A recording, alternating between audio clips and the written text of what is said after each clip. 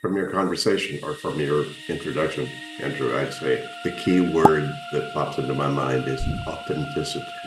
Are you real? Are you who you really are, should be, need to be, in terms of how you intersect? You can't get any deeper or broader than that in terms of Mhm. relationships with people. So then how does one, in your experience, develop that authenticity and share it and express it? Welcome to the Spirituality in Leadership podcast, hosted by Andrew Cohn. Andrew is a trusted counselor, coach, and consultant who works with leaders and teams to increase productivity and fulfillment in the workplace. If you'd like to connect with Andrew about individual or team coaching, leadership workshops, or team alignment, please go to www.lighthouseteams.com. Enjoy the podcast.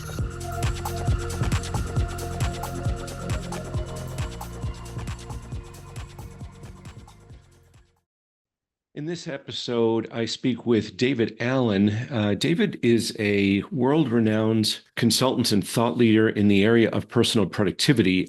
His book, which came out approximately 25 years ago, is called Getting Things Done, The Art of Stress-Free Productivity.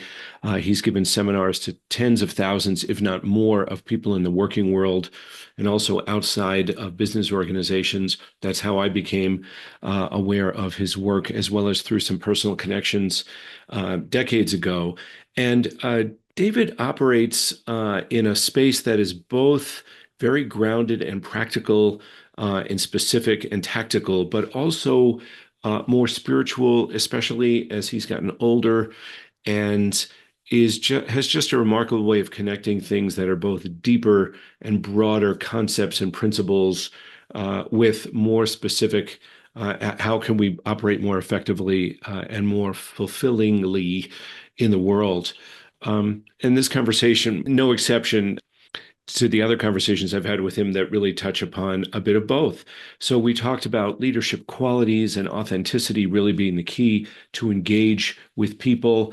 Are people attracted to you or repelled by you as a leader? Will they follow you? Will they accept the invitation of authenticity that you extend to them? He talks about the need to understand what our current reality is, to really understand it, and accept it. He talks a bit later in the podcast, especially about acceptance as a core kind of law. Some people have called it the first law of spirit, but this notion of acceptance, can we accept our current reality, understand it, and then unload the things that have our attention so we can relax? And that's largely what his Getting Things Done methodology is all about, is unloading the things that have our attention and organizing those things in alignment with our intention. He talks about the need to accept and engage with our current reality openly.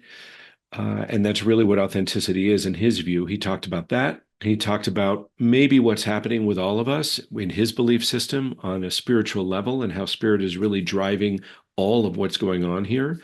And as we begin to understand that, then we're not overly concerned about what's happening here on the physical level, but perhaps only in relation to its connection to what's happening on a broader level, which, as he says, we can't understand. We certainly can't control. But he used a phrase that I've heard others discuss as well, and this notion of a still small voice within each of us that can help us and protect us, but we have to ask for it. We have to ask for its support, both for big and small decisions. And that wisdom that's within each of us is ours, not to run, not to control, but to pay attention to. And again, the practicality of tuning into that still small voice. So this conversation about perspective and invitation and cooperation, connecting spiritual beliefs, as David discussed them, in very practical ways. The notion that we as humans are here for completion and creation, as he discusses it in his belief system, which is really beautiful, and how the Getting Things Done methodology addresses both of these. And we don't need to go into the broader spiritual dimensions that may be running, et cetera. That's really more personal. But on a practical level, how can we address what's got our attention and consider what is our direction and our intention as individuals, as leaders, really in all areas of our lives? I hope you enjoy the conversation. Welcome back to the Spirituality and Leadership Podcast. I'm Andrew Cohn, and I'm really happy to have with me David Allen, an old acquaintance, friend, colleague. I don't know. You've circled around my life in many ways over the last 35 years or so, so I'm grateful to pin you down at your home in Amsterdam, and so grateful to have you with us. I know you've heard a little bit of this podcast before, and I'm just grateful to have an opportunity for a conversation with you. Welcome, David. Yeah, thanks, Andrew, and thanks for the invitation. David is probably best known for the Getting Things Done technology and best-selling book. His latest book, which we can plug later or now, is called Team, Getting Things Done with Others, that he wrote with Ed Lamont. And we may talk about that a little bit, but we'll see where this conversation goes. So as you know, I'm sort of, I'll stop for a second and say I'm sort of torn between which way to go in a conversation with you. I could follow the format of the podcast, or I could say, just talk to me, David. You have a sense of what this is about, and you do a lot of these podcasts. But I guess what I would say, just to shape this a little bit, is these conversations are about the intersection of these spiritual dimensions of us as people and leadership, particularly in organizations, but even just leadership in our lives. And where are those intersections between these things about us humans that may be called spiritual, like purpose and loving and forgiveness and acceptance, and leadership in the organizational corporate world?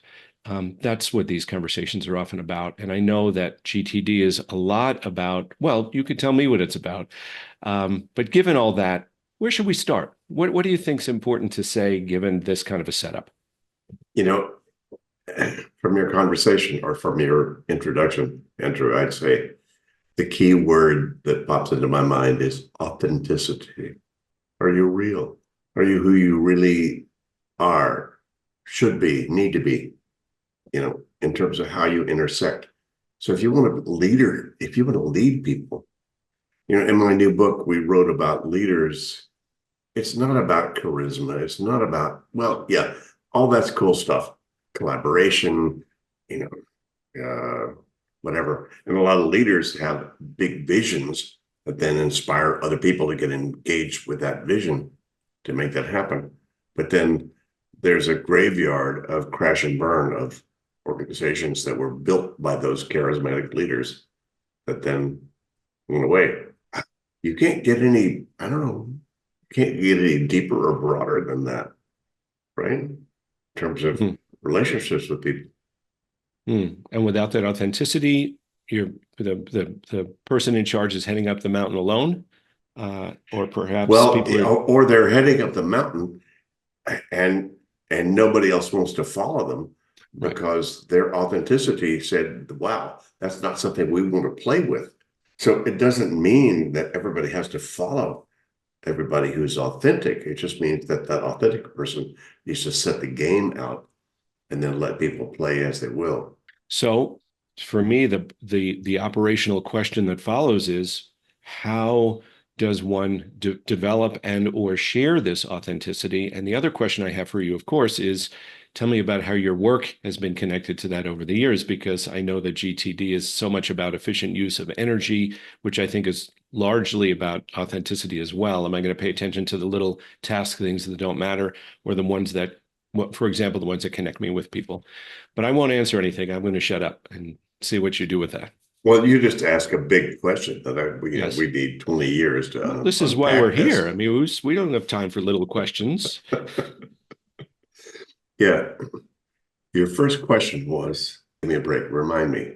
It was so then how does one, in your experience, and develop that authenticity and share it and express it? Because of course, come on. You don't develop authenticity. You are that, or you express that. You don't develop that.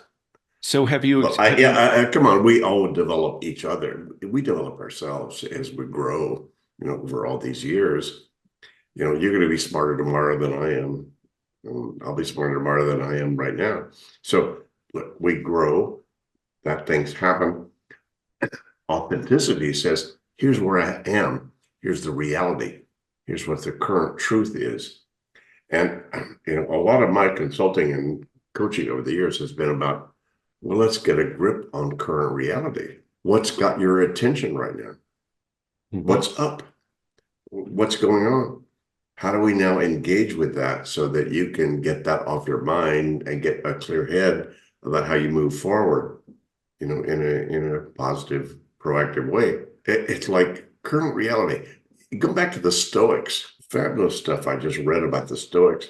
They weren't about asceticism or constraining yourself. They were just saying, you need to accept current reality. What's up? What's true right now?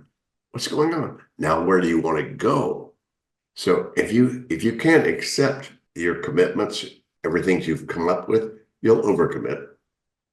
You won't know what you're doing. You're going to be stressed out by, all the things you could, would, should, maybe, might want to do, but you don't have that inventory in front of you, and your brain is just a crappy office. So, what I uncovered over all these years was a way to have a methodology that allowed you to unload all the stuff that has your attention into some externally trusted format so you could relax. As opposed to be waked up at 3 o'clock in the morning, like, oh God, I should have. How dumb is that? And I know from my own personal experience and some people I've worked with, the challenge with that very simple methodology is I don't give myself the time to do it. I have to discipline myself to slow down. I mean, it's a little like, we slow down to a line, and when we're aligned, we can speed up from a team's point of view. But even individually, I can slow down to evaluate personal inventory audit, internal audit, and then choose what's worth taking action on based on I think what you're saying is the identification. Okay, what is the best option? And I got to be real in order to identify that. I'm 78. Andrew. So I still have to do that. Every night when the dogs are asleep and my wife is asleep and I got a good glass of wine, I still have to regroup and recalibrate. Okay, come on, David. What matters, now? And how do you allocate yourself, in the next 24, 48 hours, to engage with that appropriately? So I don't think that there's nothing new about that.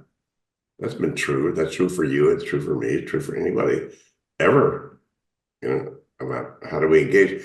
What's different now, Andrew, is the speed and volume of inputs that people are allowing into their ecosystems, for which they need to look at it, say, oh my God, I need to make some decision about that, or I need to do anything about that.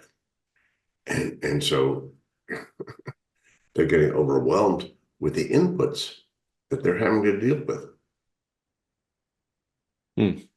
Well, and I hearken back to hearing Jean Houston speak once, and she said, when talking about the level of stimulation we experience now versus 100 years ago, and the level of evolution of our nervous systems and our bodies and our quote unquote abilities to handle all this. And her conclusion was, we need to learn to cook on more burners. I love that expression. But yeah. But quite frankly, our consciousness has kept up with the technology. Technology has outstripped our ability to think about how to use it. So I'm sorry, our consciousness has not kept up with the technology. No, our ability to think about, how do I think about Slack, Evernote, Team, all this channel creep that's now shown into people's world that have things that they might, would, could, should make some decisions about or think about. And they don't know how to do that. And so they're just letting it all pile up. And that's creating a lot of the stress. Right.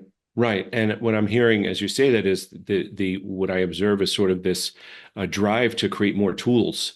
And I'm not sure that, yes, we could always use more better tools, but that's not really what it's about. Now, I'm slightly biased just because of the work that I've been doing for years, but it's not necessarily about the tools. It's about which tool does that surgeon or engineer or archer pick up? Yeah. Well, if you're not a good carpenter, you don't know how to use a good hammer. If you are a good carpenter, you can take a bad hammer and make it work. Right. Hand me a Stradivarius. It's really not going to be all that good. Indeed. Yeah. So from a leadership point of view, because again, just given your experience and what you've seen, I'm wondering if you could share a few observations about how we can encourage, invite, nudge leaders to be more authentic, if that's the theme, to express that authenticity. Maybe if there are ways to invite that are more helpful, because that's the world that I often operate in. And people ask, what can I do? Especially if I might say, if I'm not the CEO, or actually even if I am the CEO and I need to invite somebody above my head, somebody on the board, or because it's never me who's not being authentic, David. It's my boss or my wife or my something. So how to enter into that conversation about first modeling and then inviting. Well, the first thing is, wait a minute, what are we trying to do? Hmm. And then let me be authentic about what I think about that. If you don't have that framework of conversation, who cares? Right. But you need to say, wait a minute, here's where we're going. Or we are a team. We are a team because here's why we are a team. There's some purpose for being a team. Right? You're only a team because you're trying to accomplish something, right? That you need other people engaged to do that. But you need to say, okay, here's where we're going. Here's what I think we're supposed to do. But guys, I'm toast. I have no idea how to approach this. We just had a major change in the corporation or the company, and I got a new boss. I don't know what he or she thinks. Oh my God, where are we? That's authenticity, right? And he says, so what do you guys think we should do? So that's all you have to do is to accept and engage with current reality like that, which might uncomfortable. It might be, I don't know, that might push up against people's comfort zone in terms of their status or whatever. But that's authenticity.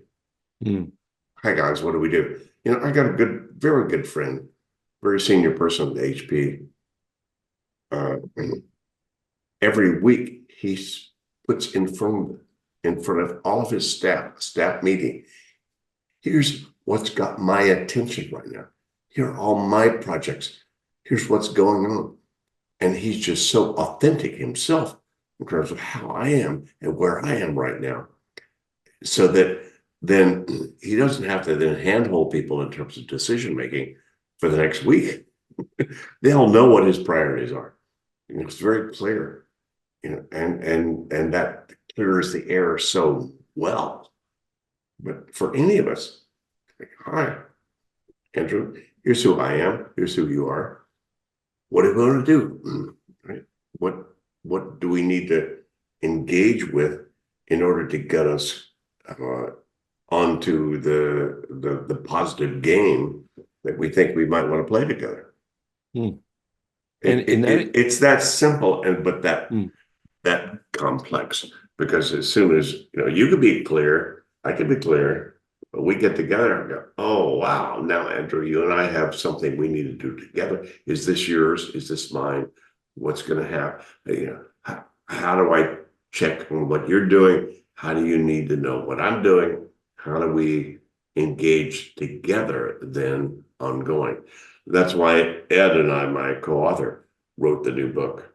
It was all about, okay, we could all be clear and productive personally, but boy, as soon as you get together with other people, you've exponentially increased the complexity and the necessity to then get real about, okay, how are we? Where are we? What do we need to do? How do we need to do that? And very few teams are that sophisticated. Mm.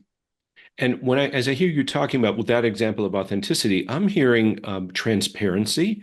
I'm willing to be transparent about what I know and what I don't know, what I'm confident about, what I'm not. For example, I'm new. This is a merged team. We're in a new business, whatever it is. I haven't done this before, and I'm willing to share that with you, which is vulnerability, of course. So you're building vulnerability-based trust, there's a lot written about that, but an openness and a willingness to say, this is where I think we should go. What do you all think about the destination? And so there's that what conversation before you even, and which is so critical. And what I'm hearing is that clarity is so key before you get to the how. We can Or argue you over may the how. say, I don't care what you guys want to do. Here's where I'm going. You hop on the train or not. Right. So it's not about consensus. Right. It's about clarity about what's driving, me based on what I'm doing and the environment that I'm in right now. So I don't want to make any, a lot of my stuff is not about making any hard rules about that. You need to make sure, wait a minute, here's what's true. Here's what needs to happen in terms of what I'm driving, especially if I own, either their relationships or whatever, and then hop on or not. So sometimes it doesn't need to be necessarily consensuous driven. Right. Right. Right. And you're putting that dot on the wall that says that's where we're going, people. Tell me how we're going to get there. Yeah. And sure. well, and implicit in what you're talking about is all these other things that are being discussed, now about psychological safety and about inclusion and about the openness to receive new ideas. I could put that dot on the wall and say, what do you think? Screw it, frankly. If you care about where you're going, and either people play or they don't, you just need to have good parameters about how people play and how you're engaging with them so they can engage with you positively. How people play and how you're engaging with them. Nice. Yeah, And for sure. I think, and it seems to be what a lot of the book is about, especially as you talk about the 5 dimensions of control and the 5 horizons of focus. Is that what we're talking about here? Is there an opportunity to weave some of that in? What do you think is? That's just true for everybody all the time. So we can talk about it or not. Doesn't matter. That's going on. Right. So here's where I need to throw in this word. What, if anything, is quote unquote spiritual about what we're talking about? Is this just? It's all spiritual. Please say more. Come on. Spirit's driving all of this. Who's pumping your blood? Who's breathing you when you go to sleep at night? There's something that's bigger than you that is driving the engine that you have as a body right now. So at what level you want to perceive who's doing that? That's kind of up to you. But that's been what the spiritual, the quote, spiritual explorations have always been about, called who am I? Who is this? What is this thing that's driving this? And so, I've been involved in that kind of work and that exploration and whatever for 50 years. So I say, yeah, there is a whole lot more reality. In the Bible, they say there are many mansions. No kidding. So there's a lot of stuff out there, up there, in other levels that are actually driving in, that are influencing, that are available to you if you wanted to access them. And if you want to wait till you die to find out that, yeah, fine, you'll do that. But even then, you may find there are a lot of levels that you are not ready to access because you're not evolved enough spiritually to know that. And what I appreciate the simple way you're laying out, the pillars of a belief system like that. I love the simplicity of that. And what's the impact of a belief system like that on, for example, authenticity? We connect different parts of this conversation. It's like I'm looking at your face here. It's like, how do you bring that belief system? How does it impact my ability to be authentic as a leader? You start to not care about here. So perspective. Or you only care about here in relationship to the relationship of here to there. And there is not really there, and there is really here. It's just multiple levels of intuitive sensitivity. Because you and I are both on multiple levels right now. So or how. So when you say authenticity, just says, look, relax. If you're dishonest, that's going to bite you in the butt. If you're not real, then that's going to be something that has your attention that will keep you from being able to access other much more subtle levels of who you are and how you are. Those things are there. They're always there. The universe doesn't stop. It's not, when you meditate, it's not like slowing the universe down. It's like slowing yourself down. So start to pay attention to the subtler things that are in me, that drive me, that I pay attention, that I should pay attention about, or that I'm engaged in, and contracted to. Call it karma, whatever you want to call it. But it's like, yeah, that's you. And so I don't know if that answered your question, but that's kind of where my brain went when you poked me. No, I appreciate that, and that's it. It is an answer. It's also the introduction to a treatise of some kind. But if I were to try to focus this without trying to focus this too much, it's what I hear is to have a belief system like that is to recognize perhaps what's my kind of place in all this. Like, I don't really know what's going on, but I know there's something more that's going on. There's a humility that comes with that, an honest, practical humility. Both in terms of reducing my chances of being incredibly arrogant, and also a willingness to be open, which is that type of authenticity you demonstrate that said, I don't know how we're going to get there. I just know we have to get there. And I sort of recognize my space in the field. I'm not the king and commander. There's a lot more going on. I'm going to do the best I can. I invite you to do that with me. Yeah, that's very rich and very healthy. And I also hear an invitation to zoom out. I hear perspective.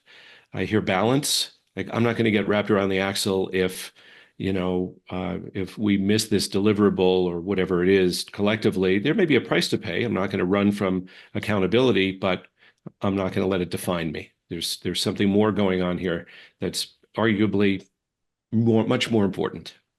Well, my coaching is the still small voice everyone has. The still small voice loves you, will protect you, will do everything it can to help you, but you have to ask it, because it will let you then go play and stumble and fall and do all kinds of weird crap, and then when you come back to it, oh my God, what am I really doing? And this little small voice comes back to you and says, well, here's what you chose. Here's the results, whatever. There's a still small voice inside of everyone. I didn't learn that until my 30s. I'll be 79 in a couple of months.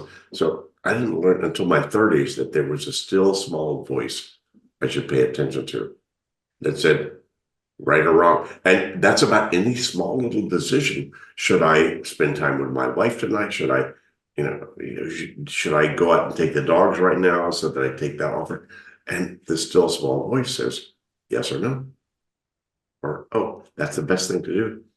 So I think we all need to learn to trust. There is a wisdom inside of all of us that comes from, you can call it spirit with a small s or whatever you want to call it. That says, you don't have, this is not yours to run. This is yours to pay attention to. It's yours to cooperate with, not try to control. Yeah, or listen to anyway, and then decide what you want to do with it, because it doesn't care your choices. It's non-judgmental. It says, okay, screw up as many times as you want. Come back as many incarnations of a million if you want. We'll leave the light on for you. Because it has no sense of time. Yeah, man. So what I'm hearing perspective, I'm hearing invitation, I'm hearing cooperation. This was coming up energetically for me. I'm also reminded, yesterday I was listening to a podcast with Rick Hansen, and the quote that I wrote down is, the more time that people can clock in simply being, the more resourced they become. Yeah. So tuning into that still small voice is very practical. Yeah. Very practical. Very, very practical. You'd be amazed if you could actually stop the world and hop off and sit down and just be quiet and listen, to what's going on and pay attention to that. But you do need to have some level of intention. There needs to be some level of, yeah, I'd love to be more relaxed. I'd like to have more fun, or I'd like to make sure I make more money. I don't know, whatever it is. But some level of intention, if that's embedded inside of you, then you sit down and relax. Just have pen and paper close by. But say more about that. That intention is needed because without it, we can just sort of be drifting, floating. We need some place to put our But attention. that might be okay, Andrew. Hmm. If drifting and floating is all you want to do, go for it. But if there I'm is just saying, no such intention, I'm wondering what we would miss. Why is the intention important? I don't know. It just is. Okay. Just seems to be. I mean, we are intentional beings. Hmm. My spiritual teacher said God is intention. Hmm. So basically, the fact that you need to go take a crap, and then need to go handle whatever happens out of this interview, whatever, that's just built into, the spirit that you are, that you're engaged in this world. Otherwise, you wouldn't be engaged with this world. But you incarnated here, you embodied here, simply because this is a learning stage that then where you put your intention, your energy, or whatever's going to give you feedback, and then you could course correct or whatever. And so you can't stop. You couldn't stop it if you tried. If you said, how do I stop it? Then you're going to try to how to figure out how to stop. You Good can't luck. do that. You can't do that. You are an intentional being by the way that you have embodied here.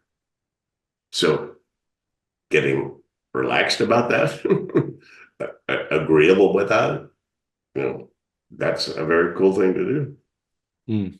Yeah, it's cooperating. Yeah, I often think of it in terms of cooperating. Often my intention, if I'm in something that I don't understand or feels overwhelming, is how can I cooperate with what's happening here? Well, you need Even to just to see it. And the first spiritual law is acceptance. Mm-hmm. You need to accept what's going on. Oh, wow, I'm feeling this, or this is what's going on, whatever. You better accept that as opposed to try to deny that. Once you accept it, then you need to cooperate with it. Okay, here's what's going on. Here's how I cooperate with it. Then you need to understand what happened. So acceptance and cooperation and understanding are the three key elements that I've experienced anyway, spiritually. There's my own spiritual awareness and growth. Yeah. So another guest on the podcast talked about that also eloquently. And one of the things that I appreciate about what was shared, I'm curious to know what you think about it, is that cooperation involves action. So the action precedes the understanding. Well, maybe. Say cooperation just says, look, that's what's happening. Screw it. So Yeah. what? I'm gonna open up my hands instead of either keeping them clamped on something or maintaining fists. Yeah. Right. Mm-hmm. So, And understanding may simply be that's what that is. That's why that was. And I don't need to do anything about that. Right. Well, and to recognize I don't need to do anything about that is all about efficient use of energy. I don't need to waste my energy with that. Of course. Yeah, that's sort of like the prime directive, acceptance and not wasting my energy in places that don't need to be. Yeah, which we can do. We talk about that often here when we work with people on the horses here in Santa Fe, is how our horses can be amazing teachers in efficient use of energy. Compare how they move and interact with how the dogs do. The dogs are masters at wasting energy. That's why they're so much fun to watch very often, um, and watch them do what they do like a fire hose. And the horses are efficient. They're animals of prey, as opposed to the dogs, which plays a role in that. But this notion of efficient use of energy is something we talk about here, and I know that's a critical part of the whole getting things done. So, anything else about this intersection of spirituality and leadership, just as a softball question in any way? And you could approach it any way you like, of course. Well, one of the reasons I got so involved in what I uncovered as what became the GTD, the Getting Things Done methodology, was that we're here for two reasons: completion and creation. You're here to finish up stuff you've started, stuff you put in motion, and you're here to then, once you're clear about that, be conscious about what you're creating. So, in a sense, what I came up with was something that actually nailed both of those things, but you didn't have to understand any of the subtlety about how powerful that is, or how subtle or sublime that is. You just need to be, okay, what have I put in motion? How do I need to handle that? And then once I'm clear, where do I now put my focus? Because I can't stop creating. And so I just uncovered something that had to do with, I don't know if you'd call it spiritual. I just call it, that's why we're on the planet. Andrew, you wouldn't be here if there weren't things you needed to complete and need to be responsible about creating, frankly, from my experience. Right? So that's what you're here about. So I had the grace to uncover and recognize and then create an objectified version of how do we manage that, no matter how, whether you're 8 years old or 85 years old. These are all the same principles. Okay. What do you have that has your attention? Why? What's not free inside of your own head so you can be available to the bigger game that you're here to do. That makes sense? Yeah, it's one of those simple but not easy until it is kind of principles. But yeah, well, I also wonder in what you just said, you could be 8 years old. Is there a getting things done for kids coming out at some point? No, there's a Getting Things Done for Teens that's already out there as a book. Oh, cool. Great. Thank you. I didn't know that. Great. And there's one of the guys who co-wrote that is a teacher in Minneapolis. And so he and a good friend of his have designed a training about training kids, from K through 12, basically how to think this way about all this stuff. So yeah, we knew that was a big opportunity to be able to teach a lot of people, because once they're 12, they could give her, shit, who cares? So somewhere between 12 and 22, forget it. It's once they're 22 and have a kid, or then get promoted into a whole new level where they now have to manage a whole lot of other stuff. Then they get interested in what I came up with. Right. Yeah. Well, many people have told me, just recognize that for some period of years, you're not going to know what your son's going to tell you don't know anything. And then at some point he's going to say, you know everything. Like all of a sudden you're a genius. I'm like, well, I'm the same guy. So we grow. Greatest teacher. Yeah. Cool. Well, I definitely will look for that book for teens, and also that training, because I might need to meet that at some level myself, participate in that.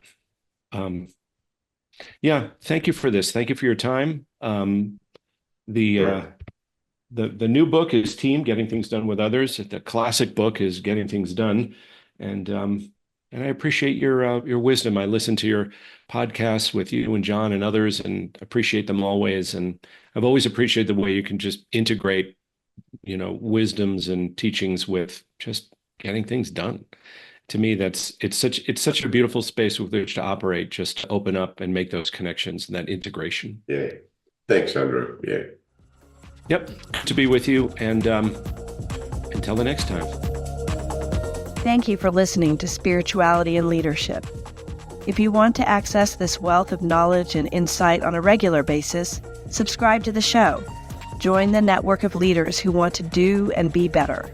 Visit the site at spiritualityandleadership.com to catch all the episodes and learn more. Until next time, take good care of yourself.